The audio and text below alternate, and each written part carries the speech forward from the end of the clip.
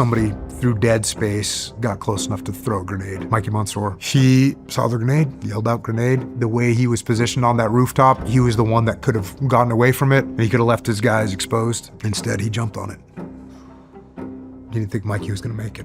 He said they were doing CPR on him. He didn't think he was gonna make it, and he was right. Seth was in one Overwatch position, and the other Overwatch position got attacked. They were getting attacked through the morning, you know, like RPGs, small arms fire. Things were starting to escalate. And somebody through dead space, like, got close enough to throw a grenade and threw a grenade. And Mikey Monsour, who, again, just as solid as they come, man. As solid as they come. He saw the grenade, yelled out grenade. The way he was positioned on that rooftop, he was the one that could have gotten away from it, and he could have left his guys exposed, but instead he jumped on it.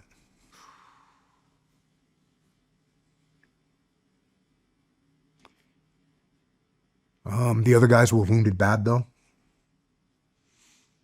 and called over to Seth, and Seth assembled his guys, left his Iraqis there, left their gear there, just brought their primary kit, rolled over, fought their way to that position, and then, got that under control, organized, and got them Casavac'd out, and got back to base, Camp Corregidor. And then Seth had to take some of his guys that could still function mentally back to get the Iraqis and back to get the gear. So, Seth just stepping up. And it was the battalion commander.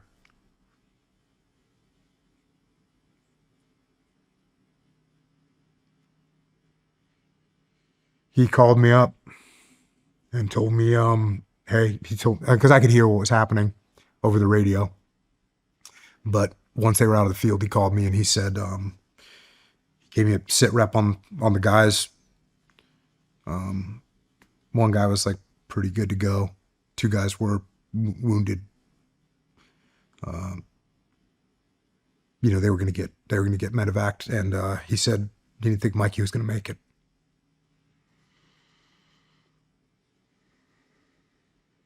He said they were doing CPR on him. He didn't think he was going to make it. And he was right.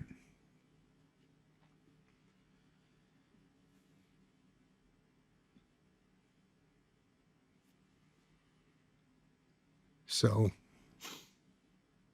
it was, I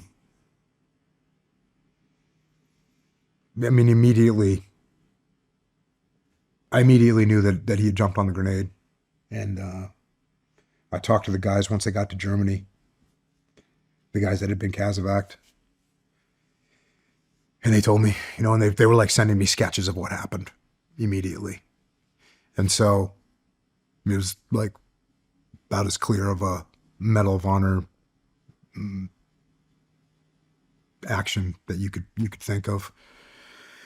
And luckily, like I said, for Dan Pinion and his guy Marquise Quick, they were in the middle of deployment. For me, we were almost done. So started putting that award together. And did you write that award? Seth did, and he got the input from Mike and Doug, who were and Benny, who were the guys that were saved. And he put it together. He started writing it, and then I chopped it, edited it, or whatever. But yeah, it was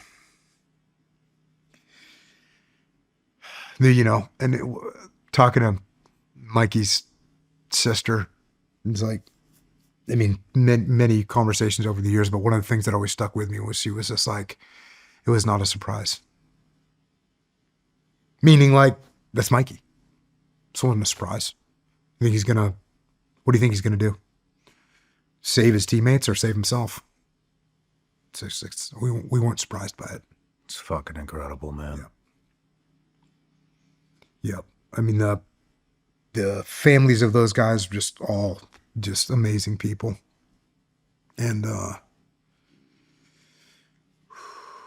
that maybe a day later, Seth he needed to come talk to me about something. And like, I remember it was to get to from Camp Corregidor to Camp Ramadi was down Route Michigan, which was like not a good place to drive down. And he came to see me. And when he did, the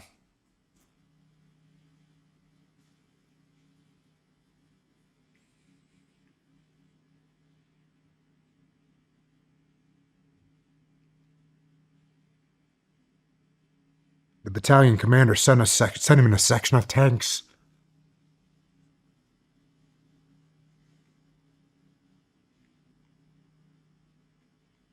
To make sure he'd be all right,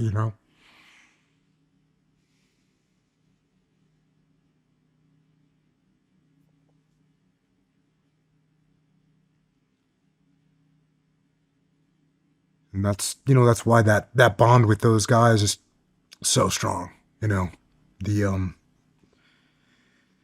just being in that battle space with those guys, what they would do for us was just so, like, you could just tell that they cared about us as much as we cared about them. And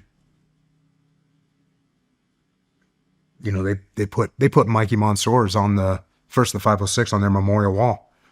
The guys that they lost, he's one of them. Wow.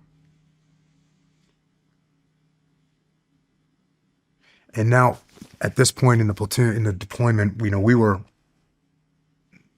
that was September 29th. And we were kind of running low on guys, man. But we kept doing whatever we could do.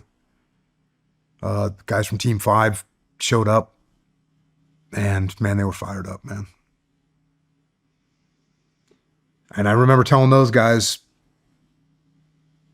like, to their task unit, their whole task unit, you will take casualties, which is a horrible thing to say.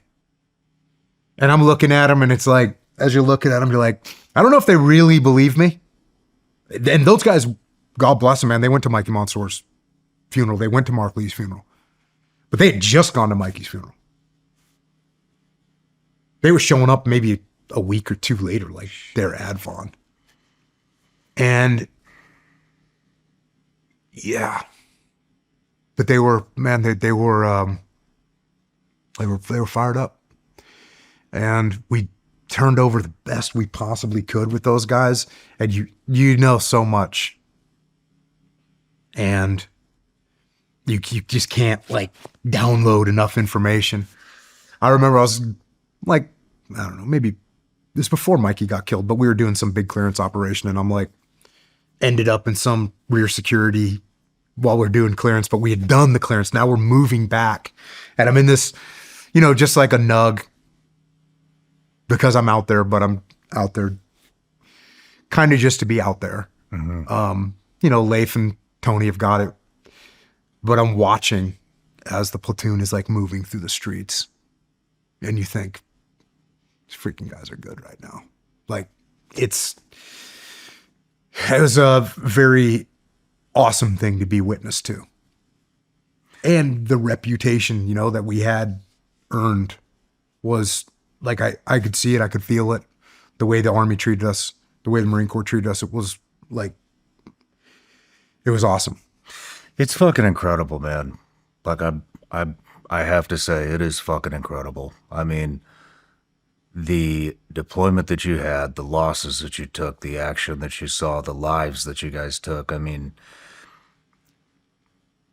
it's a fucking hard deployment. And I just want to commend you and all of you guys, man. I mean, from an outsider looking in, you see, especially nowadays. I mean, we were kind of talking about this morning. I mean, you just see so much fucking animosity within the veteran community. It's a real fucking shame. And man, like the Tasking and Bruiser guys, man, you guys are fucking tight. I mean, I'm not aware of any.